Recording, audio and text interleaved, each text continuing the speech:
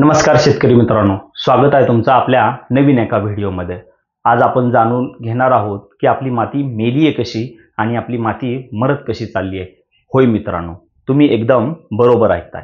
माती मेली आहे म्हणजे काय? माती मेली याचा अर्थ मित्रांनो, मातीमध्ये असणारा सेंद्रिय कर्ब हा 1% पेक्षा जास्त लागतो, त्यावेळेस आपण त्यांना म्हणतो सजीव माती। आता तुमचा प्रश्न पडला असेल, साहेब सर, सजीव माती आणि निर्जीव माती असा प्रकार केव्हापासून आला? तर मित्रांनो, माती ही नेहमी सजीवच असते। ती कशा पद्धतीने हे तुम्हाला सांगतो। माती ज्यातून आपण पीक घेतो, ज्यातून आपण उत्पन्न घेतो, आपल्या कुटुंबाचं, आपल्या सगळ्या त्या वनस्पती या मातीतून वाढत असतात आणि त्या मातीमध्ये जो लागणारा जो सेंद्रिय कर्ब आहे तो 1% पेक्षा जास्त असावा लागतो आणि तरच त्या मातीला आपण सजीव माती म्हणतो। आणि ज्या मातींचा कर्ब 1% पेक्षा खाली घसरलेला आहे त्या मातीला आपण निर्जीव माती म्हणतो। आता सजीव माती कशी आणि निर्जीव माती कशी हे कशा पद्धतीने ओळखायचं हे मी तुम्हाला या व्हिडिओमध्ये सांगणार आहे।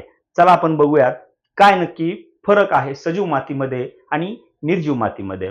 मित्रांनो, सजीव माती म्हणजे ज्या मातीमध्ये सेंद्रिय कर्ब 1% पेक्षा जास्त आहे, याचा अर्थ ज्यावेळेस मातीमध्ये सेंद्रिय कर्ब 1% पेक्षा जास्त असतो त्या मातीमध्ये आपल्याला बुरशी जी आहे, मित्रजन्य बुरशी जी पिकांना मदत करत असते, त्याचं प्रमाण वाढलेलं पाहायला मिळतं। जे जीवाणू आहेत, जे पिकांना नत्र, स्फुरद, पालाश यासारख्या गोष्टी मातीमधून शोषून पिकांना देण्याचं काम करतात, ते आपल्याला जास्त प्रमाणात पाहायला मिळतात।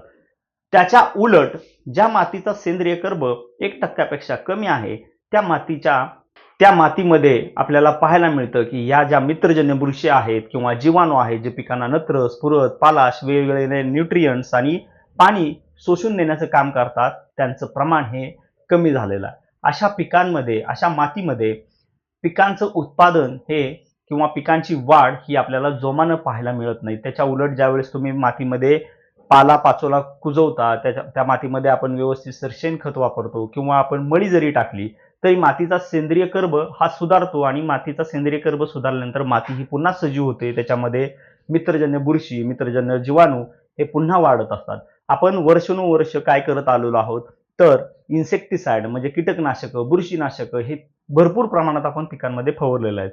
बुरशीनाशक हे पिकांना घातक असणाऱ्या बुरशींसोबत पिकांना फायदा देणाऱ्या बुरशींना सुद्धा मारत असतं। ही गोष्ट जाणून घेणे खूप गरजेचं आहे। त्यामुळे बुरशीनाशक कधी वापरावं, केव्हा वापरावं याची सुद्धा माहिती असणं खूप गरजेचं आहे। आणि पिकांना खतं केव्हा द्यावी, ऑर्गॅनिक कार्बन त्यांचा किंवा सेंद्रिय कर्ब कशा पद्धतीने वाढवावा, ही जर माहिती तुम्हाला पूर्ण हवी असेल तर आपल्या चॅनलला सबस्क्राईब करा, आपल्या या व्हिडिओला लाईक करा, शेअर करा आणि कमेंट करा की आम्हाला अजून मातीबद्दल, पिकांबद्दल माहिती घेण्यास आवडेल। आपण असेच नवनवीन व्हिडिओ तुमच्यासाठी घेऊन येणार आहोत। जर तुम्हाला हा व्हिडिओ आवडला असल्यास नक्कीच लाईक करा, शेअर करा आणि सबस्क्राईब करायला मात्र विसरू नका। धन्यवाद। भेटूया पुन्हा एका नवीन व्हिडिओमध्ये।